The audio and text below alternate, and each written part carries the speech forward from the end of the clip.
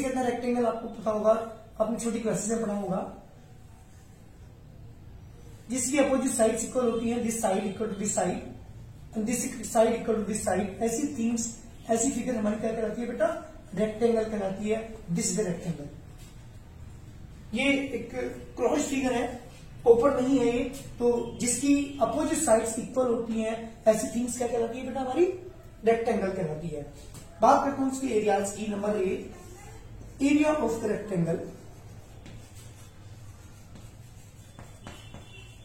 जी बेटा, area of rectangle का formula होता है L into B unit square. Number 2, perimeter of the rectangle. अगर हम इसके पेरीमीटर की बात करें तो पेरीमीटर क्या होता है बेटा, आउटर बाउंड्री की लेंथ।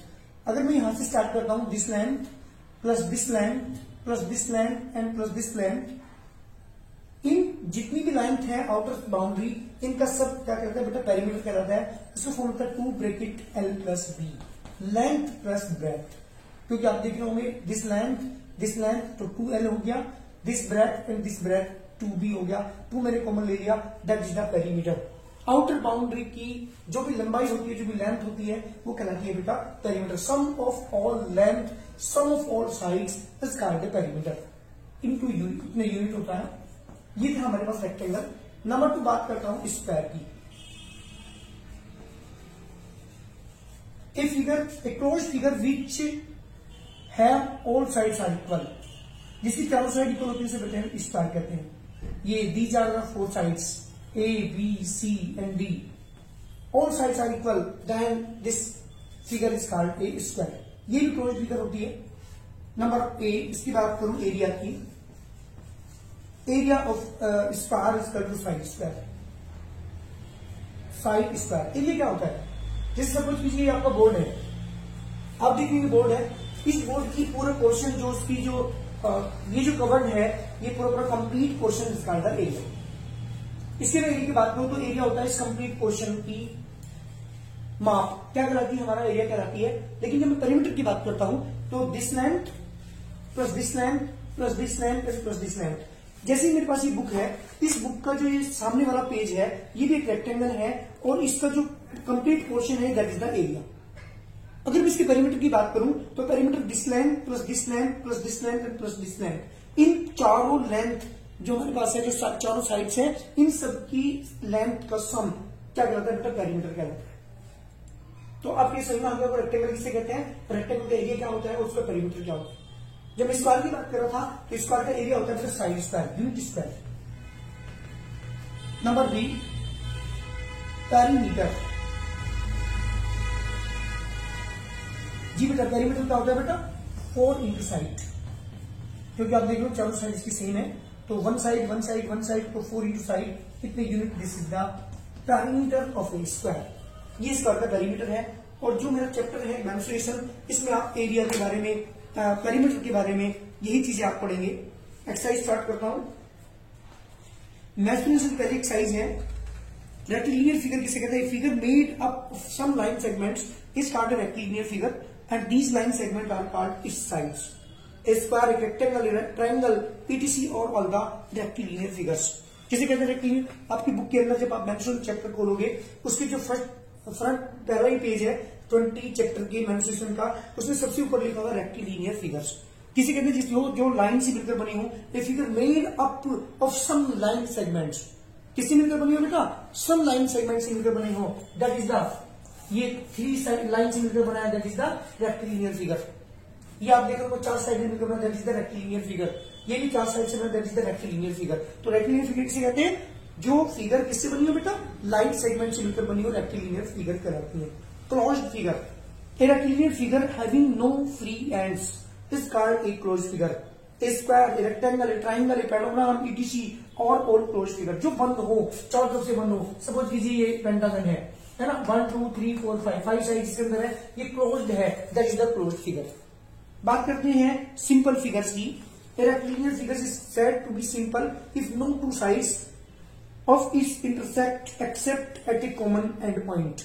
जो कॉमन पॉइंट पर लाइन मिलती हो, a rectangle, a square, a triangle, a parallelogram, a trapezium, it is all example of simple closed rectilinear figure.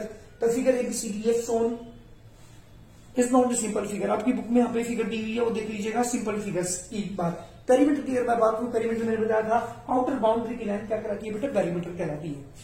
Areas मैंने बताया था, measurement of the region enclosed by a plane figures is called area. आपने देखा था अभी, ये मैं अगर बोर्ड की बात करूं, इसका एरिया क्या है, ये एक प्लेन फिगर है, इसका जो टोटल जो हमारे पास रीजन है वो कहलाता है बेटा इसका एरिया।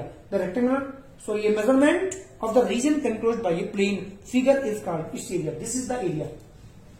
यस, और पेरीमीटर क्या होगा बेटा, आउटर बाउंड्री की length is called a perimeter. तो ये हमारे पास थे एरिया से मैं बात कर रहा था। सबसे पहले मैंने बताया आपको एरिया ऑफ रेक्टेंगल, उसके बाद पेरीमीटर मैंने बताया। अगर मैं इससे डायगोनल निकालना चाहूं, डायगोनल क्या होता है, ये वाली लेंथ, ये डायगोनल कहलाती है, दिस लेंथ इज डायगोनल। और डायगोनल अगर मुझे निकालना है तो इसका फॉर्मूला अप्लाई करेंगे, मैं लिख देता हूं, नंबर सी डालेंगे, लेंथ ऑफ डायगोनल। आपकी बुक में फॉर्मूला लिखे हुए हैं, length of a diagonal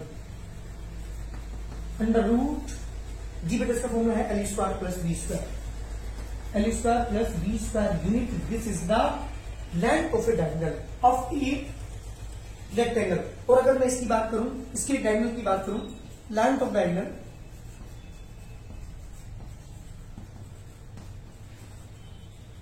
of a square, ये होगा बेटा, अगर हम डायगोनल की बात करें, root A square plus square, roots 2 into side square, यानी कितना आएगा बेटा, 2 under root side, sorry side under root 2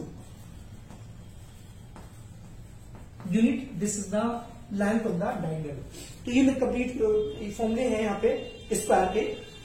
अगर मैं बात करूं रूम की, आपने रूम तो देखा होगा, रूम जिसके अंदर 4 वॉल्स होती हैं, दीवारें होती हैं, ऊपर छत होती है, नीचे हमारे पास सीलिंग, नीचे क्या होता है, उसका फ्लोर होता है, और इन सबको मिलाकर के हमारा एक रूम बनता है। नंबर 3 मैं बात करता हूं रूम की, अगर मुझे एरिया ऑफ 4 वॉल निकालना है, एरिया ऑफ 4 वॉल, चारों दीवारों का एरिया निकालना है, तो आप देख रहे हो जिस सामने वाली दीवार है वो भी रेक्टेंगल फॉर्म की होती है, तो एल बी, इसका फॉर्म होता है 2 bracket L B plus B H plus H L U square, that is the area of 4 wall. अगर मुझे किसी भी, सपोज ये पूछा जाए आपसे कि रूम है, उसको मुझे कलर करना है, और ये पूछा जाए कलर करने के लिए हमें कितना एरिया उसका निकालना पड़ेगा, तो उसके लिए हम उसका एरिया 4 वॉल निकालेंगे। उसका फॉर्म होता है 2 bracket L B plus B H plus L for length, B for breadth, H for height.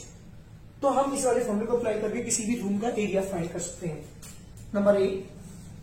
Number B, अगर मुझे डायगोनल की लेंथ निकालनी है, रूम की लेंथ ऑफ डायगोनल मुझे निकालना है, रूम का लेंथ ऑफ डायगोनल, तो इसका पूरा formula under root L square plus B square plus H square unit, this is the length of diagonal of a, length of diagonal of a room. किसी room का मुझे diagonal की length निकालनी है, तो मैं ये वाला फॉर्मूला अप्लाई करूंगा, under root L square plus B square plus H square. तो ये फॉर्मूले हैं जो इस एक्सरसाइज में हम यूज करेंगे। मैंने आपको 3 चीजों के बारे में यहां समझाया है। नंबर 1 रेक्टेंगल किसे कहते हैं, उसका एरिया क्या होता है, उसका पेरीमीटर क्या होता है। नंबर 2 मैंने स्क्वायर की आपको बात बताई, स्क्वायर किसे कहते हैं, उसका एरिया क्या होता है, उसका पेरीमीटर क्या होता है, और इसका लेंथ ऑफ डायगोनल क्या होता है। लेंथ ऑफ डायगोनल क्या होता है, जैसे कि हमारे पास एक बोर्ड है, इस कोने से उस कोने तक की length, that is the length of diagonal, या इस कोने से लेकर के उस कोने तक की लेंथ क्या है, लेंथ ऑफ द डायगोनल। इसके बाद बात करते हैं किसकी बेटा, रूम की। रूम का मेरे एरिया ऑफ 4 वॉल मैंने आपको बताया, और इसके बाद मैंने लेंथ ऑफ डायगोनल निकालना आपको सिखाया। तो ये सारे फॉर्मूले इस एक्सरसाइज के अंदर यूज होंगे। मैं एक्सरसाइज स्टार्ट करता हूं। एक्सरसाइज हमारे पास 20 है।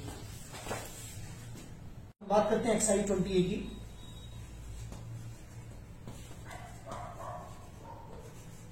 इससे पहले जो आपको चैप्टर करा दिए जज सर ने,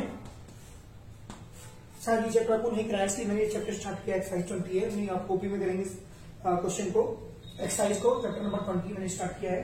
क्वेश्चन नंबर 1 की मैं बात कर रहा हूं। बेटा क्वेश्चन नंबर 1 है, find the area of the rectangle whose dimension are. बेटा आपको लेंथ दी हुई है,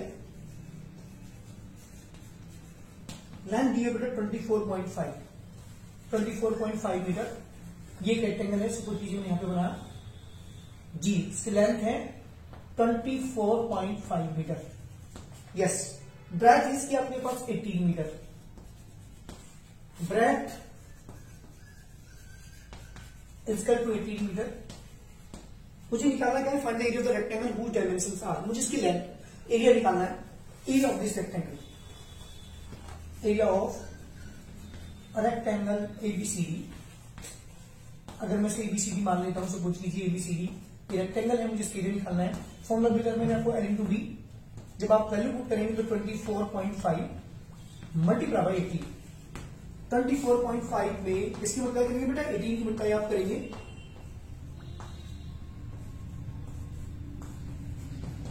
542 0 11 14 जी बेटा, या आगे बेटा आपका 441, yes 441 metre square, this the required answer.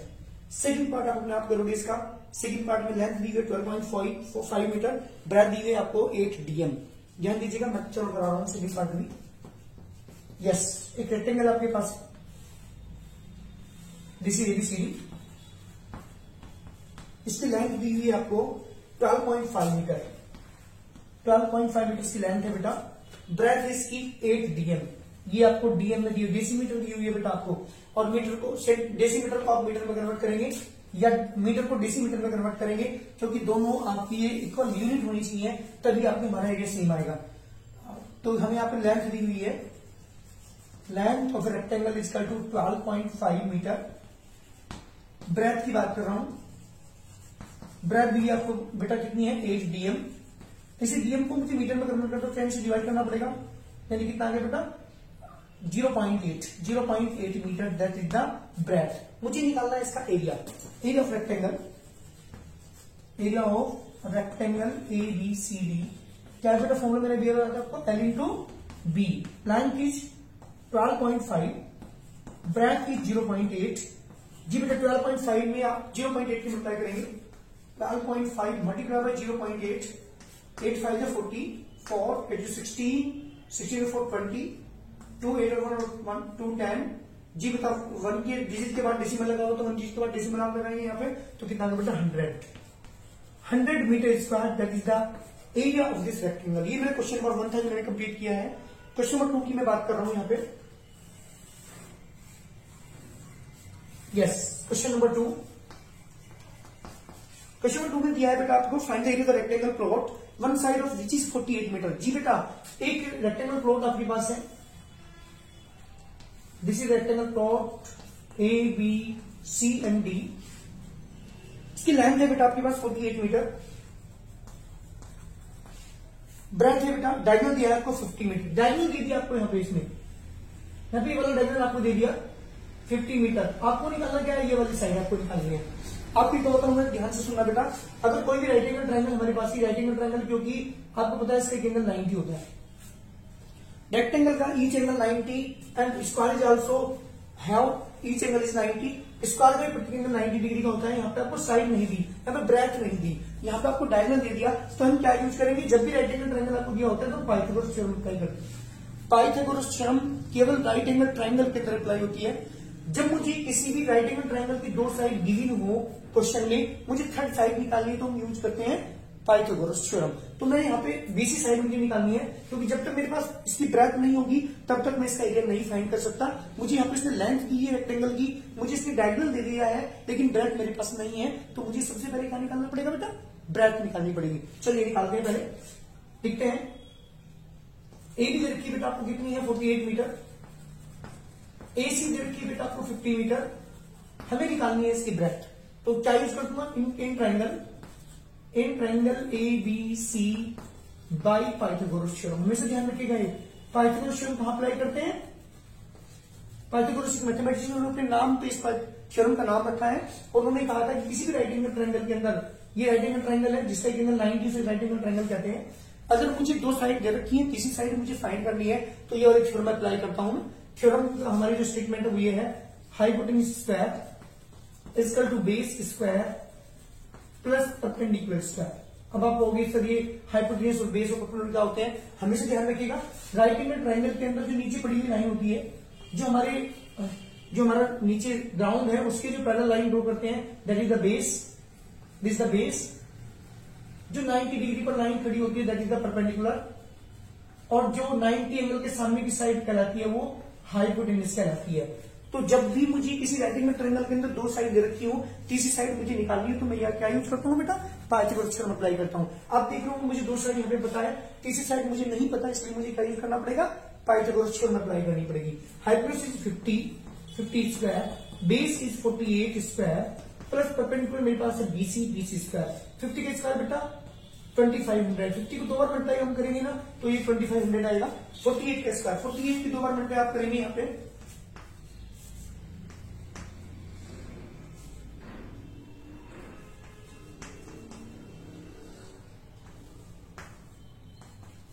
Four 10 2304 2304 plus BC square. जी बेटा माइनस करेंगे, 2500 माइनस के 2304 इक्वल टू BC स्क्वायर। जी बेटा माइनस करेंगे तो 6, यहाँ पे 9 बचा, यहाँ पे 196 इक्वल टू BC स्क्वायर। जी बेटा BC equal to square root of 196। आपने स्क्वायर रूट निकालना सीखा होगा, स्क्वायर रूट अगर नहीं निकाला सीखा तो सीख लीजिएगा। 196 की मैंने फैक्टर किया, यहाँ पे ध्यान दीजिएगा, 2 से डिवाइड किया 9 जाए 18, 2 8 16, 2 से डिवाइड किया 2 4 जाए 8, 2 9 जाए 18, 7 से डिवाइड किया बेटा 7 से डिवाइड किया बेटा 1 आ गया। तो इसके लिए फैक्टर आएगा कितना आ गया बेटा, 2 इंटू 2 इंटू 7 इंटू 7। जब भी हम स्क्वायर रूट निकालते हैं, हमेशा ध्यान रखिएगा, जब भी स्क्वायर रूट निकालते हैं तो फैक्टर करने के बाद जो पेयर बनता है उनमें से एक लेते हैं बाहर।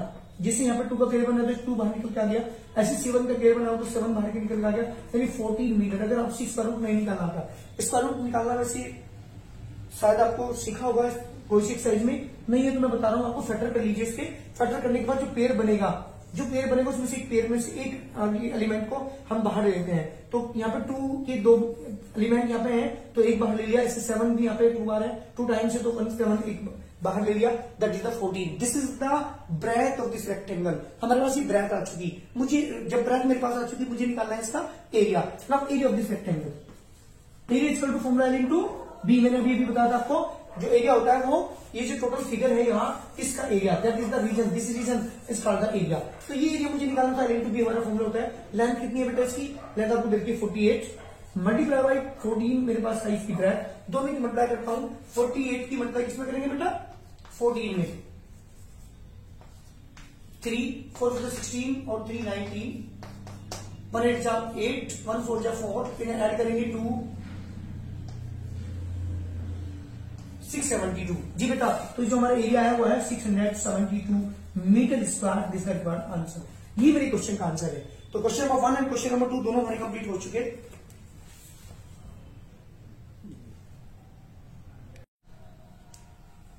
यस, क्वेश्चन नंबर है मेरे पास द थर्ड। एक रेक्टेंगल पार्क आपको दिया हुआ है, रेक्टेंगल पार्क की लेंथ टू ब्रेथ का रेशियो देखा 4:3। The sides of rectangular park are in the ratio 4:3 if its area is 1728 metre square. इसका एरिया दिया हुआ है 1728 metre square. Find the cost of fencing. मुझे फेंसिंग की कॉस्ट निकालनी है और 30 रुपए पर मीटर के हिसाब से। तो सबसे पहले मुझे जो दे रखा है लेके चलता हूँ। The length of A park is 4x, क्योंकि 4:3 का रेशियो आपको दिया हुआ है, तो लेंथ हमने 4x मान ली। Breadth of this park is 3x। Now area of this park is 1728 metre square. ये क्वेश्चन आपको गिवन है, मैंने इसके नीचे फॉर्मूला अप्लाई किया, L into B equal to 1728, length is 4x, breadth is 3x equal to 1728। जी बेटा 4 3 12, x square equal to 1728। Divide करता हूं बेटा में से, जब आप डिवाइड करेंगे तो x स्क्वायर इक्वल टू हो जाएगा 1728 अपॉन 12। 12 से डिवाइड करूंगा